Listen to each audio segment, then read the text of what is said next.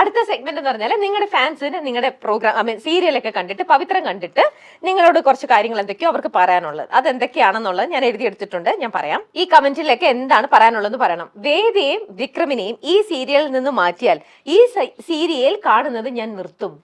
ഒരാളുടെ കമന്റ് ആണ്. അങ്ങനെ വളരെ സീരിയസ് ആയിട്ട് കുറെ പേര് പറഞ്ഞിട്ടുണ്ട്. അപ്പൊ നിങ്ങൾ കണ്ടിട്ടുണ്ടോ ഈ കമന്റ്? ആ പിന്നെ ആണോ? പിന്നെ ആ ഒരു ഇഷ്യൂ വന്നപ്പോ ഞാൻ മാറുന്നു എന്നൊക്കെ പറഞ്ഞ വീഡിയോ ഒക്കെ വന്നപ്പോ മുമ്പ് അങ്ങനെ സംഭവിച്ചിട്ടൊക്കെ ഉണ്ട് പല സീരിയലുകളിലും അങ്ങനെ മാറ്റുമ്പോ അപ്പൊ അതൊക്കെ കൊണ്ടായിരിക്കാം, കാരണം അവർക്ക് അത് ഉൾക്കൊള്ളാൻ ടൈം എടുക്കുമായിരിക്കും. ഇപ്പൊ എന്താന്ന് വെച്ചാല് അങ്ങനെ ഒരു ഓൾറെഡി ഒരു ഇഷ്യൂ ആയതുകൊണ്ട് എല്ലാരും ഇങ്ങനെ പ്രിപ്പയർ ആയിട്ടിരിക്കുകയാണ്. നമ്മൾ ഇഷ്ടപ്പെടുമ്പോ അവര് മാറും, അവര് മാറും പക്ക. അത് അങ്ങനെ ആയിപ്പോയി അവരുടെ ഇതില്. ആൻഡ് അത് അവർക്ക് അപ്പം അവർക്ക് ഭയങ്കര ഫാൻസ് ആവാനും പേടിയാണ്. ഒരു കപ്പിളുടെ അല്ലെങ്കിൽ ഒരു ആക്ടറുടെ ഭയങ്കര ആയിട്ട് ഫാൻ ഇതിലോട്ട് വരാൻ അവർക്ക് ഭയങ്കര പേടിയാണ്, മാറിയാലോ എന്ന് വിചാരിച്ചിട്ട്. അടുത്ത കമന്റ്, വിക്രമിന്റെ നെഞ്ചു വിരിച്ചുള്ള നിൽപ്പ്, എന്താ ഒരു ഫീൽ. അയ്യോ ചിരി കണ്ടോ? വിക്രത്തിന്റെ ചിരി കാണണമെങ്കിൽ നമ്മുടെ ഇന്റർവ്യൂല് ഇടയ്ക്കിടയ്ക്ക് നോക്കിയാൽ ഇത്ര ക്യൂട്ട് ആയിട്ട് എന്താ നാണത്തോട് കൂടിയുള്ള ചിരിയാണെന്ന് നോക്കിയേ. ചിരിക്കാനും അയ്യോ പറ്റുപോയി. ശരി. വേതാളത്തിനെ തൊട്ടാൽ വിക്രമിന്റെ കയ്യിൽ നിന്ന് കിട്ടും മക്കളെ. ഓക്കെ, വേദ ഈ തെമ്മാടിക്കുള്ളതാ. വായിച്ചിരുന്നു. അതുവരെ എത്തിയോന്ന് അറിയില്ല. അല്ല, എന്നെ തൊട്ടാ ഇടിക്കും. അത് ഏത് സ്ത്രീനെ തൊട്ടാലും വിക്രം ഇടിക്കും. അല്ലാതെ വേദയോട് വേദയോട് അങ്ങനെയല്ല. ആരാള് ഇപ്പൊ രാധയെ തൊട്ടാലും ഇടിക്കും. രാധയെ തൊട്ടിട്ട് ഇടിച്ചിട്ടുണ്ട്. അപ്പൊ അങ്ങനെ സുരഭി പോവാന്ന് പറഞ്ഞ നേരത്തല്ലേ, അപ്പൊ ഒരു പോസ്റ്റ് ഇങ്ങനെ വന്നിട്ടുണ്ടായിരുന്നു. എന്താ, ഞങ്ങളുടെ വേദ ഇന്നും വിക്രമാദിത്യന്റെ വേതാളമായിട്ട് ഉണ്ടാവും എന്ന് പറഞ്ഞിട്ടൊരു പോസ്റ്റ് ഒക്കെ ഇട്ടിട്ടുണ്ടായിരുന്നു. വിക്രമാദിത്യം വേതാളം എന്നുള്ള സാധനം ആളുകൾക്ക് ഭയങ്കര ഉള്ളിലങ്ങ് പതിഞ്ഞിരിക്കും അല്ലേ. ഇനി ശിവാഞ്ജലിക്ക് ശേഷമുള്ള ഏഷ്യാനെറ്റിലെ അടിപൊളി കോംബോ, അതും കുറെ പേര് അങ്ങനെ പറയാറുണ്ട്. ഉണ്ട് അല്ലേ? സാന്ത്വനത്തിലല്ലേ അല്ലേ? ഓക്കെ. കാന്താരി എന്താണ്? കലിപ്പനും കാന്താരി ആണോ? കലിപ്പനും കാന്താരി അങ്ങനെയാ പറയുന്നത്. ഓക്കെ. എക്സ്പ്രഷൻ ക്വീൻ വേദ ആണോ? കേട്ടിട്ടില്ലേ? ഉറപ്പായിട്ടും ഭയങ്കര എക്സ്പ്രഷൻസ് ആണ്. അല്ലെങ്കിൽ ഞാൻ എക്സ്പ്രഷൻ ആണ്. ഞാൻ ജനറലി സംസാരിക്കുമ്പോഴും കൈയും കാലും ഒക്കെ ഇങ്ങനെ അങ്ങനെ സംസാരിക്കാറുള്ളത്. സീരിയലിൽ വന്നപ്പോഴും അങ്ങനെ തന്നെ, മൊത്തത്തിൽ എക്സ്പ്രഷൻസ് ആണ്. പാവം പ്രണവ് ആലോചിച്ച് നോക്കിയേ, എന്റെ കാലത്ത് എക്സ്പ്രഷൻ ആണ്. അതിനപ്പുറമാണ്. ഫുൾ കൈയും കാലും ഇട്ടിട്ടാണ്. ഞാൻ എപ്പോഴും എന്റെ ഫ്രണ്ട്സ് ഒക്കെ പണ്ട് പറയായിരുന്നു, എന്നെ പരിചയപ്പെട്ടൊന്ന് സെറ്റ് ആവുന്നവരെ എല്ലാവർക്കും ഒന്ന് ഈ കുട്ടി കുറച്ച് ഓവറല്ലേ ചിന്തിക്കാറുണ്ട് ആൾക്കാര്. പക്ഷെ പിന്നെ അവർക്ക് മനസ്സിലായി ഇതാണ് സ്വഭാവം. അത് കഴിഞ്ഞ് ഞാൻ എന്ത് ചെയ്താലും അറിയാം. ഇപ്പൊ ഞാൻ എന്റെ ഫ്രണ്ട്സിന്റെ കൂടെയൊക്കെ ഇരിക്കുമ്പോ ഞാൻ ഇപ്പൊ ശബ്ദം മാറ്റി സംസാരിച്ചാലും അവർക്കൊരു മാറ്റവും കാണില്ല. അവരിങ്ങനെ അവളെന്തോ വട്ട് ചെയ്യണു, ആ ഒരു ഇതാണ്. അപ്പൊ ഞാൻ എപ്പോഴും വിചാരിക്കും, ഞാൻ കല്യാണം കഴിക്കുന്ന ആളൊക്കെ എന്നെ എങ്ങനെ ഹാൻഡിൽ ചെയ്യും, എങ്ങനെ സഹിക്കും നോക്കിയപ്പോ എന്നെ കാട്ടി ഇതൊക്കെ എന്നെ കാട്ടി കടത്തി വെട്ടി ചെയ്യുന്ന ഒരാളാണ് ഞാൻ കല്യാണം കഴിച്ചിരിക്കുന്നത്. അപ്പൊ പിന്നെ ഞാനിപ്പോ അനുഭവിക്കുന്നു, ഞാൻ ചിലപ്പോ ഇത്രക്കൊക്കെ വേണോ? ഓക്കെ. സീരിയലിനകത്തുനിന്ന് പോയ ഒരാളുണ്ടല്ലോ, നമുക്ക് അവരെ കുറിച്ചും കൂടെ പറയണ്ടേ? പ്രഗ്നന്റ് ആയിട്ട് അലീനയുടെ കാര്യം ഞാൻ പറഞ്ഞ പേര് പറഞ്ഞായിരുന്നു. അലീന ഞാനും ഭയങ്കര കമ്പനിയാ, ഭയങ്കര അറ്റാച്ച്മെന്റ്. അപ്പൊ അലീനയുടെ വീട്ടില് ഞങ്ങൾ ഒരു ദിവസം പോയായിരുന്നു അല്ലെ. ഒരു വീഡിയോ നിങ്ങൾ ഇട്ടില്ലേ? പട്ടിക്കുട്ടി. അലീനക്ക് 2 പട്ടിയുണ്ട്. അപ്പൊ നമ്മള് കാണാൻ പോയിരുന്നു. ഭയങ്കര ഇമോഷണൽ ആയിരുന്നു. ആക്ച്വലി ഭയങ്കര സങ്കടമായിരുന്നു. ബ്രേക്ക് എടുക്കാൻ മടിയായിരുന്നു ആൾക്ക്. ബദൻ അതെ, ഇങ്ങനെ ഒരു സിറ്റുവേഷൻ ആയതുകൊണ്ട് ചെയ്യാൻ പറ്റില്ല. ശരിക്കും വേദയുടെ വീട് ജഡ്ജിന്റെ വീട്ടിൽ ഷൂട്ട് ഉണ്ടാകുമ്പോ എനിക്ക് ഷൂട്ട് ഉണ്ടാവാറില്ല. ഉണ്ടെങ്കിലും വേദനെ കൊണ്ടാക്കുന്ന സീനോ കൊണ്ടുവരുന്ന സീനോ എന്തെങ്കിലും വഴക്കുണ്ടാക്കുമ്പോൾ വളരെ കുറച്ച് സീനാ. പക്ഷെ എനിക്ക് അന്നത്തെ ദിവസം ഷൂട്ട് ഉണ്ടാവില്ല, എനിക്ക് അന്ന് ബ്രേക്ക് ആയിരിക്കും. പക്ഷെ ഞാൻ രാവിലെ കുളിച്ച് അങ്ങോട്ട് പോകും. എന്നിട്ട് രാവിലെ തൊട്ട് വൈകിട്ട് വരെ അവിടെ ഇരുന്ന് അവരുടെ കൂടെ വർത്താനം പറ. അതുകൊണ്ട് ഭയങ്കര കമ്പനിയാണ്. ഇവിടുത്തെ വീട്ടിലെ പോലെ തന്നെ അവിടുത്തെ വീട്ടിലും കമ്പനിയാണ്. അവരായിട്ട് കോമ്പിനേഷൻ സീൻ ഇല്ലെങ്കിൽ പോലും കമ്പനിയാണ്. അപ്പൊ ഞങ്ങൾ ആ സമയത്ത് വ്ളോഗ് ചെയ്യാറുണ്ട്. ഓ അപ്പൊ അങ്ങനെ അവരൊക്കെ വ്ളോഗ് ഒക്കെ വരാറുണ്ട്. ചെയ്യാറുണ്ട്. ചെറിയ ഓക്കേ. സാധനങ്ങളൊക്കെ. ഇനി അടുത്ത ഒരു സെഗ്മെന്റും കൂടെ.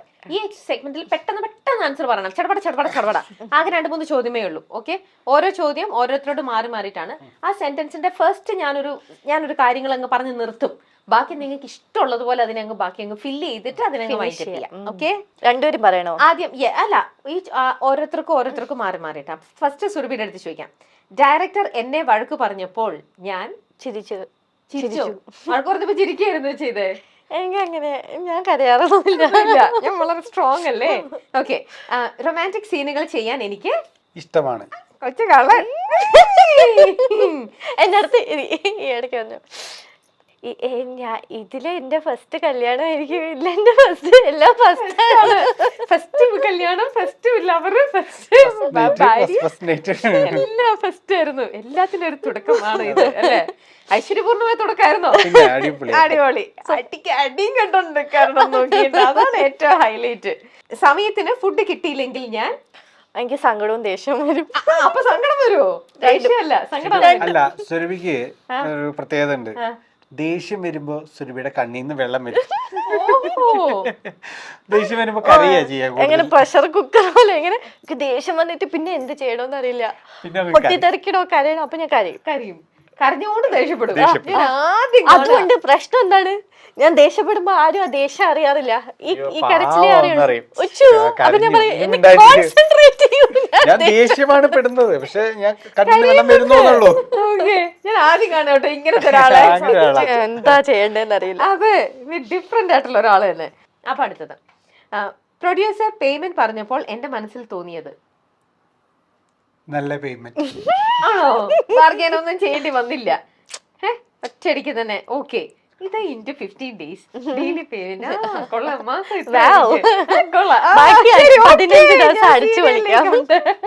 അല്ലേ? അങ്ങനെയായിരുന്നു. ഓക്കെ, എന്റെ കഥാപാത്രത്തിന് ഒരു ആക്സിഡന്റ് സംഭവിക്കാൻ പോകുന്നു എന്ന് കേട്ടാൽ അങ്ങനെ പ്രത്യേകിച്ച് സന്തോഷിക്കുന്ന പറയാം. കൊറേ ദിവസം കിടന്ന് അഭിനയിക്കാലോ. എനിക്ക് കൊറേ നേരം നിന്ന് അഭിനയിക്കുമ്പോ എന്റെ കാലൊക്കെ നമ്മളെല്ലാ സീനിലും ഞാൻ വിക്രത്തിന്റെ മുറി ഇങ്ങനെ ബെഡ് ഇരിക്കും. ഞാൻ ഫുൾ ഡയലോഗ് നിന്നോണ്ട് പറയണം, വിക്രം ബെഡ് ഇരുന്നു. ഞാൻ പറയും വല്ലപ്പോഴും എനിക്ക് എന്നെ ഇരിക്കാൻ സമ്മതിക്കും. ഇന്നലെ പറഞ്ഞു, ചേട്ടാ ഞാൻ ഇരിക്കട്ടെ, നീ അവിടെ നിന്നാ മതി. സത്യം, ഞാൻ ഇന്നലെ ചോദിച്ചു, ചേട്ടാ ഞാൻ അപ്പുറത്തിരുന്ന് സംസാരിച്ചോട്ടെ. ഇല്ല നീ നിന്ന് സംസാരിച്ച. ആള് ഫുൾ ടൈം ഇരുന്ന്. അതുകൊണ്ട് എന്താണ് ടേക്കിന് ഒന്നും വേണ്ടല്ലോ, ഫുൾ ടൈം ഇരുന്നാ പോലെ. ഞാനാണെങ്കിൽ ടേക്കിന് പോയിരിക്കും. അപ്പോഴത്തേക്ക് അവര് പറയും ആ ഓക്കെ റെഡി, പോയിട്ട് പിന്നെ നിൽക്കും. കഷ്ട. ഓക്കെ, ഫൈറ്റ് സീൻ ഷൂട്ട് ചെയ്യാൻ പോകുന്നു എന്നറിഞ്ഞാൽ എനിക്ക് സന്തോഷം. അത്രക്ക് ഇഷ്ടമാണോ? ഭയങ്കര ഇഷ്ടം. ഒരെണ്ണം കൊടുക്കാനാണോ ഒരെണ്ണം വാങ്ങാനാണോ? എനിക്ക് ഭയങ്കര ഒരു ത്രില്ലാണ് ആ സാധനം ചെയ്യാൻ. ആഗ്രഹം എന്നൊക്കെ പറയില്ല, അങ്ങനെ സാധനം. ഓക്കെ, ഈ ഇന്റർവ്യൂ ഞാൻ ഇടയ്ക്കിടയ്ക്ക് ചോദിക്കാറുണ്ട്, ഇനി അടുത്ത ഫൈറ്റ് വരുന്നുണ്ടോ? അതായത് ചെയ്യാൻ ഭയങ്കര ഇഷ്ടം എനിക്ക്.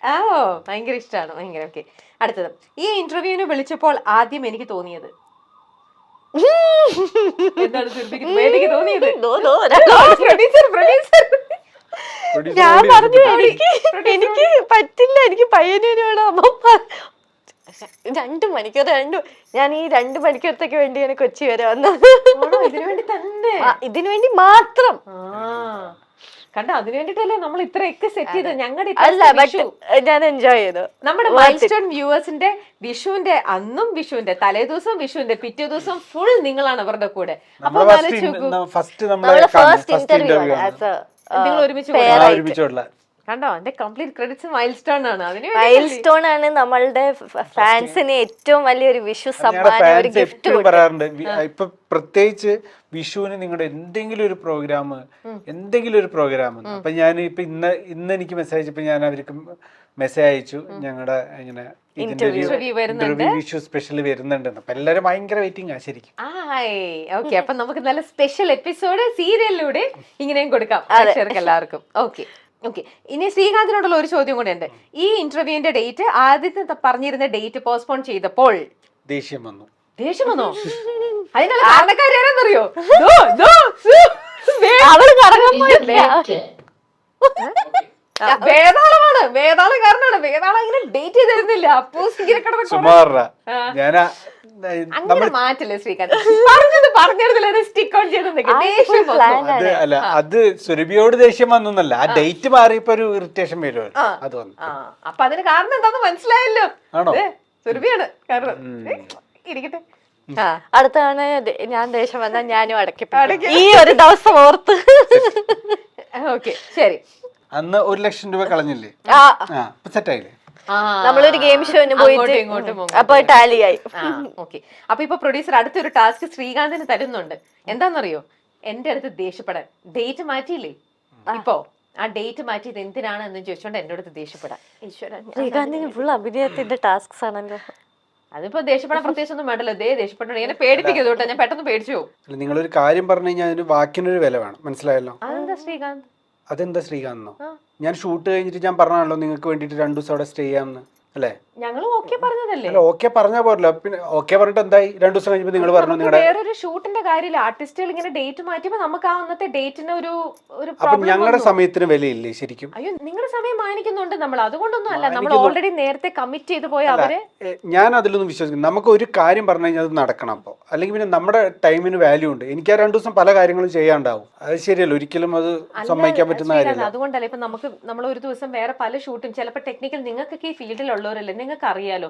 ഞങ്ങളുടെ ആ തലേദിവസം അന്ന് പ്ലാൻ ചെയ്ത ഷൂട്ട് ടെക്നിക്കൽ ഇഷ്യൂസ് വന്ന് അത് കുറച്ചും കൂടെ തള്ളി പോണ്ടി വന്നു ഒരു ദിവസവും കൂടെ. അന്ന് അങ്ങനെ ഇഷ്യൂ കാരണം അത് നമ്മൾ മാറ്റേണ്ടി വന്നു. തലേദിവസമല്ലേ അത് പറഞ്ഞ എന്റെ അടുത്ത്? അതെ, അത് ലാസ്റ്റ് മിനിറ്റ് ആണ് ആ ഷൂട്ട് അങ്ങനെ ടെക്നിക്കൽ ഇഷ്യൂ വന്ന് മാറി. എനിക്ക് എന്തൊക്കെ അതിന് നിങ്ങൾക്ക് ഒരു വാല്യൂ തരുന്നില്ല നിങ്ങള്? അപ്പൊ നിങ്ങളെ എന്ത് റിസ്ക് എടുത്തിട്ടോ നടക്കുമായിരുന്നു? നിങ്ങൾ എന്ത് റിസ്ക് എടുത്തോ? ഒരു ആങ്കറെ കിട്ടാത്ത അവസ്ഥയൊന്നും ഇല്ലല്ലോ കേരളത്തില്. അപ്പൊ നിങ്ങൾ ആരെങ്കിലും വിളിച്ചിട്ട് ചെയ്യണമായിരുന്നു, അല്ലേ? അല്ല, മതി മതി മതി മതി.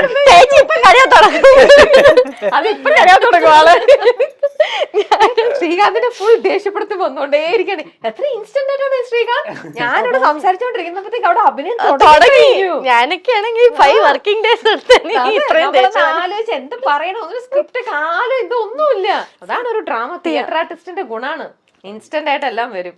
Super. Okay, last segment. Srikanth ഒരു തിയേറ്റർ ആർട്ടിസ്റ്റ് ആണെന്ന് എല്ലാവർക്കും അറിയാം. അപ്പൊ ഞാനിപ്പോ ഓരോരോ സ്റ്റൈലിൽ ഓരോ ഡയലോഗ് പറയും. അപ്പൊ അതിനുവേണ്ടി മാച്ച് ചെയ്യുന്ന രീതിയിൽ നമ്മുടെ വേദയുടെ അടുത്ത് അത് പറയണം. ഓക്കെ, അഭിനയിച്ച് കാണിക്കണം. ശ്രമിക്കാം. ഓക്കെ, വേദയും വിക്രമാണ്, ശ്രീകാന്തും സുരഭിയും അല്ല. ഓക്കെ, പ്രപ്പോസ് ചെയ്യണം. ഞാൻ ഈ പറയുന്ന സെന്റൻസ് നോക്കിയിട്ട് വേദയുടെ അടുത്ത് വിക്രം പ്രപ്പോസ് ചെയ്യണം. ഓക്കെ, പവിത്രത്തിലെ വിക്രമിന്റെ സ്റ്റൈലില് ഒന്ന് പ്രപ്പോസ് ചെയ്തേ. വേതാളം, എന്താ പതിവില്ലാതൊരു സന്തോഷം? അമ്മ ഉറങ്ങിയോ? ഏതമ്മ? എൻ്റെ അമ്മ, കമലാമ്മ. ഈയിടെയായിട്ട് എനിക്ക് നിന്നോട് കുറെ ഇഷ്ടമൊക്കെ തോന്നി തുടങ്ങിയിട്ടുണ്ട്. നീ അങ്ങനെ ഊന്നൊന്നും പറയണ്ട. അതുകൊണ്ട് ഞാനത് നിന്നെ പ്രണയിച്ചാലോ എന്നൊന്ന് ആലോചിക്കുന്നു. അങ്ങനെ സ്വന്തമായിട്ട് ആലോചിച്ചാൽ മതിയാവും. അതെന്താ സ്വന്തമായിട്ട് ആലോചിക്കാൻ പാടില്ലേ? അല്ല, ആലോചിച്ചോളൂ. അതിന് എനിക്ക് ഇൻട്രസ്റ്റ് ഉണ്ടോ എന്ന് ചോദിക്കണ്ടേ? അതെനിക്ക് ഇൻട്രസ്റ്റ് ഉണ്ടെങ്കിൽ നീ പറ. ഇല്ല. അല്ല, അങ്ങനെ പറയാൻ എനിക്കിപ്പോ പ്രേമിക്കാൻ തോന്നുന്നു. നീ പ്രേമിച്ചേ പറ്റൂ.